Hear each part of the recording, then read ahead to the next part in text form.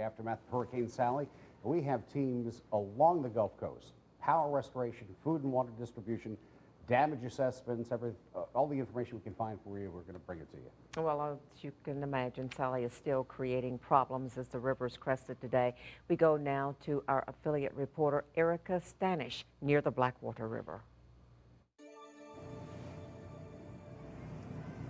This area is completely flooded here, and the farther back that you go, the deeper it gets. And check out this home right over here. This is just one home that has been impacted by the storm. You can actually see just how high the water is there at the fence line.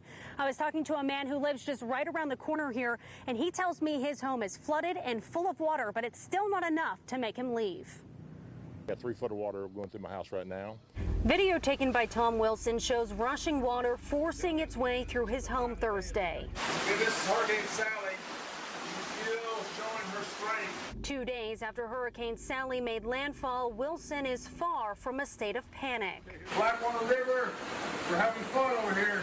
Accepting that the storm surge Wednesday was likely only the beginning of his problems. Next morning, the water level went down. I was so glad I could see grass in my backyard. And then the rivers up north started flooding, all the Baker River and everything crested and started coming this way. And the water actually came back up higher than the surge. Rising water from Blackwater River and Coldwater Creek, now the biggest threat for Wilson and his neighbors.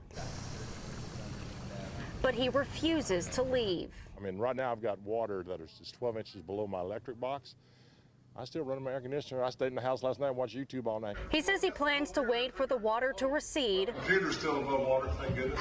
Assess the damage. That's my recliner. Then work to rebuild. I can swim good. I float good.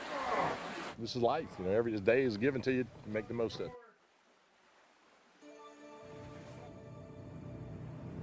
Most everyone in this community have their heads held up high right now. They're taking care of each other, making sure they have what they need. I've seen so many people in this area taking boats to get to one end to another. It doesn't matter what direction they go, just to check on their neighbor and make sure they're okay. They say it's going to be a long time before all of this is cleaned up, but they are here for each other and are waiting for a better day. Back to you.